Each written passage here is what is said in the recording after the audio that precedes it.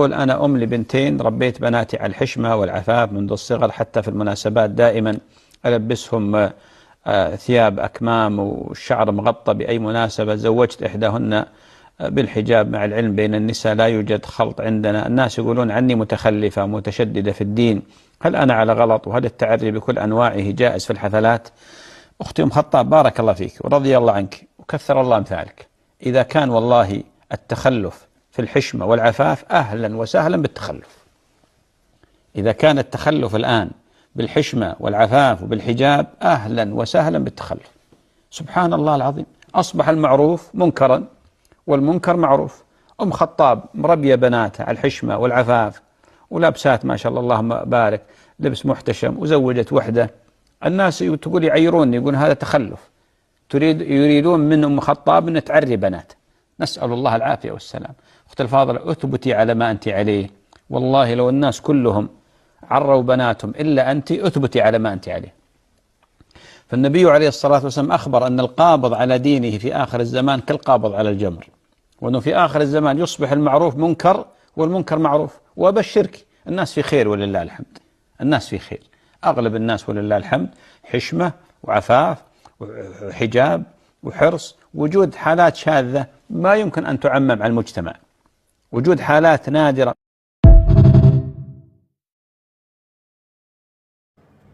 Assalamu alaikum rahmatullahi wa barakatuh. Hope you're doing well.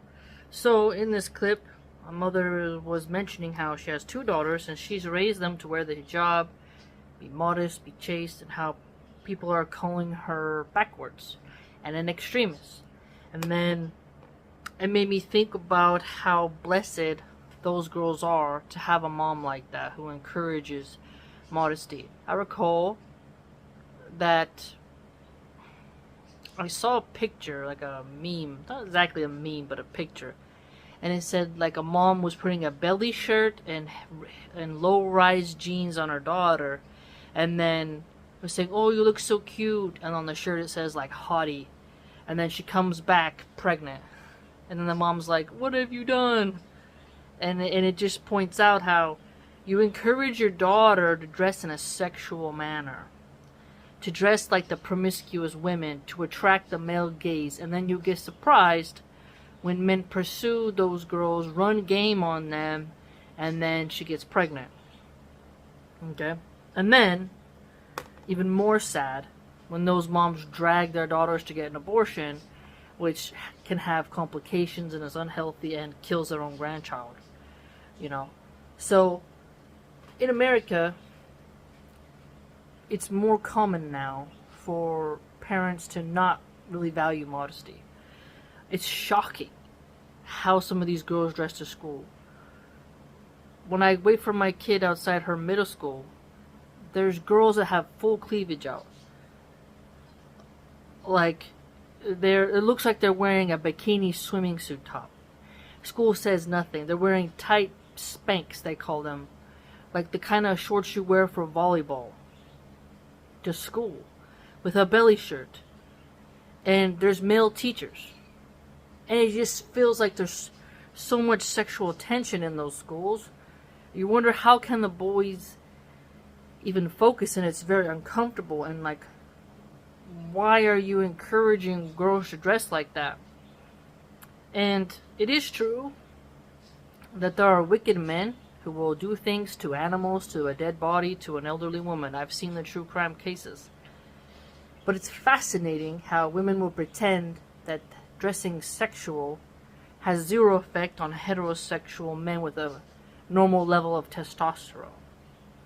I always found that quite strange, the hypocrisy. They say we dress for ourselves, but then they say that women who cover to truly cut off the male gaze, like in Islam, are extremists.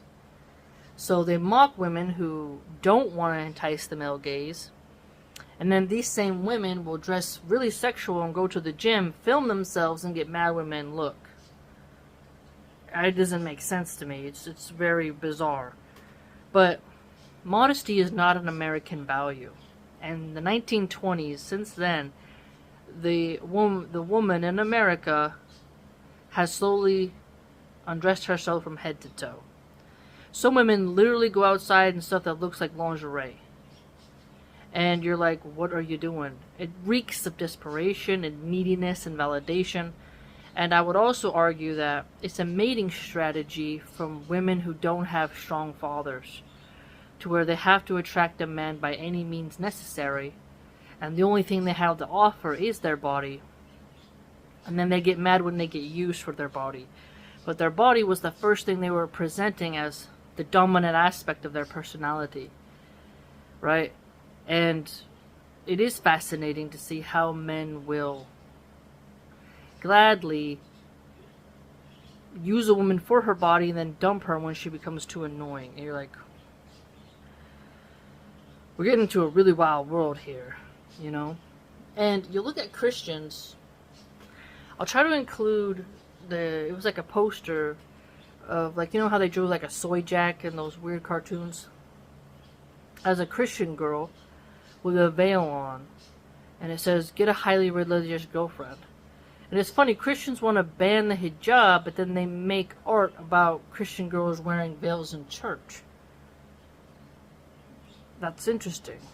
But if a Hindu woman was covering her hair, they would say that's fine. But the Muslim hijab, not fine. If a woman is wearing a bikini and Spanx, that's fine. So it's fascinating how the law, like in France where they ban Islamic clothing, and in some of these other European countries, you're like, so a woman can wear a mini skirt and a tube top, that's okay because men can get off on it and put other women down and create more lust and hedonism in society. But if a woman wears a hijab, which is what nuns wear, suddenly this is extremism. If the hijab is extremism, then so is how the nun dresses. And then that would also mean a Buddhist monk who shaves their head and wears the orange robe, they're also extreme. Because by shaving their head, they're rejecting a form of vanity. So this sort of this condemnation of the hijab comes also just through propaganda. You have to think about, women will say, don't judge the hooker, but divorce your husband if he likes a picture on Instagram of a woman flexing her BBL. You're like, that doesn't make sense to me. These women will say, you go girl, to the one creating adult content, and then blame men for looking. And then they complain about effeminate men who don't look at them and who don't approach them for, like, dating and whatnot. And you're like, what? Stuff just doesn't make sense with these women. And to raise girls on being modest, classy is great. Modern Christians, they still sexualize their young daughters by putting them in dresses where they only go to the knee. The Catholic skirt is highly been used. Britney Spears, Rihanna have sexualized that. And Girls Gone Wild was also another brand that heavily put in the Catholic schoolgirl skirt. And why would Catholics, who demand that nuns and priests be celibate, want to have girls walking around in skirts? Always found that a bit of a hypocrisy. The nun doesn't wear a skirt, but the minor wears a skirt. Wouldn't a long dress all the way to the ankles be more modest? Well, it just seems strange to me. Very strange. And so, it used to be to the ankle, to the calf, then to the knee. Now it's barely covering the butt cheek. And you're like, this is crazy. Wow. And then, these women, when they get pregnant, their body changes after children, they have the evil eye for so many women who have a better body than them, and they become more depressed because they can't bounce back fast. They're suffering with their depression, they resent their baby for changing their body, and they don't have the same hold on their man as they used to because their body has changed. And you just see how women judge each other harshly for their bodies. And you're like, if you just wore modest clothing, cut out all that sexual tension, you would see that you would have a more calm spirit. you wouldn't have so much tension going on. But clearly, you know, these women, they think it's extreme to not just objectify yourself consistently. So a woman who cuts off the male gaze, dresses modest in Islamic fashion, is called an extremist, but when a man puts on a dress and cosplays as a woman, he's called brave. I always found that strange. It's important for us to not lose hope as believers and to raise our daughters on goodness, because I do think there's the women are sliding into more and more Cardi B mindset, degenerate mindset, you know, because of the OF content creators and whatnot. And I mean, Fresh and Fit promotes lewd women in their thumbnails, so they're not exactly stopping the cultural rot, in my opinion, by yelling at skanks, because they use those skanks' beauty to get money. And if you use the hoe to get money, you can't criticize her, because she's helping you get paid.